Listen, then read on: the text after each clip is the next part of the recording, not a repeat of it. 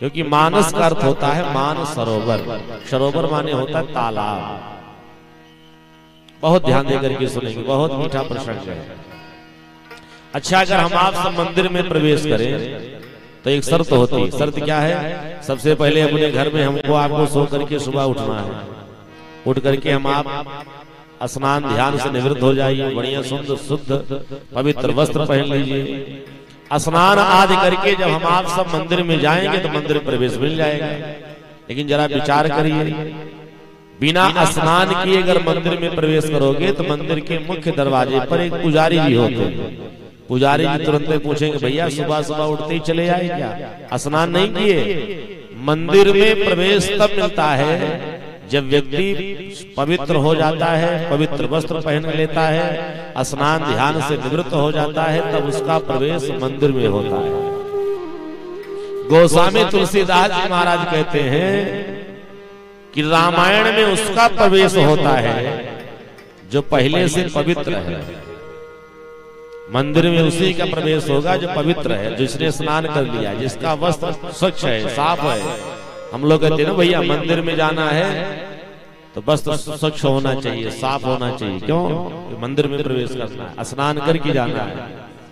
तो मंदिर में पवित्र हो करके जाया जाता है और सरोवर में पवित्र होने के लिए जाया जाता है। बोली भक्त भगवान की। यानी जो पवित्र हैं, जो अपने आप को शुद्ध पवित्र मान चुके हैं, वो रामायण में प्रवेश करें।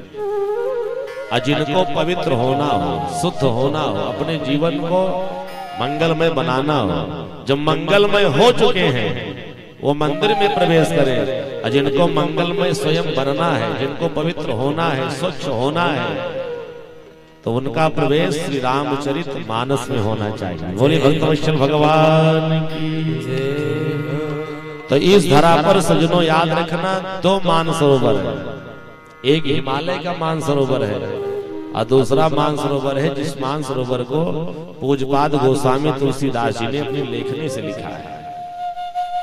संजन कहते इसका भी नाम है मानस माने मानसरोवर, जहां पर पवित्र होने के लिए जाया जाता है। हम सब तालाब में जाते हैं सरोवर में स्नान करने के लिए, स्नान होकर के पवित्र हो जाएगा। एक मानसरोवर है हिमालय में। हिमालय के मानसरोवर की यात्रा अगर हमको आपको सबको करनी है तो बहुत ध्यान देकर के सुनिए।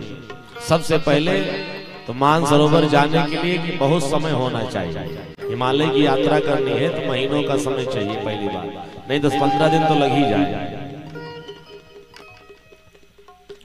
समय होना चाहिए और समय के साथ साथ संपत्ति की भी आवश्यकता है।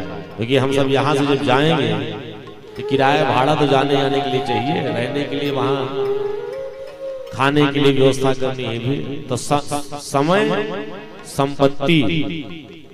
और तीसरी शर्त यह है कि अगर आप हिमालय के मानसरोवर की यात्रा करने के लिए जाते हैं तो समय होना चाहिए, संपत्ति होनी चाहिए और शारीरिक तंदुरुस्ती भी होनी चाहिए। यानी हमारा आपका शरीर भी स्वस्थ होना चाहिए।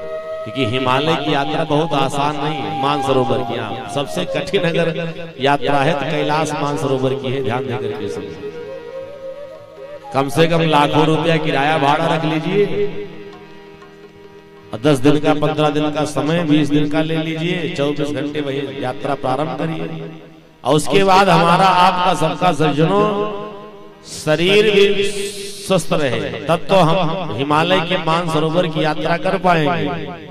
तो पूज्यपाद गोस्वामी तुलसीदास जी ने कहा, मैं एक ऐसा मानसरोवर बनाऊंगा जो श्री रामचरित मानस का मानसरोवर होगा, जिसके लिए हमको आपको यात्रा करने की आवश्यकता नहीं पड़ेगी।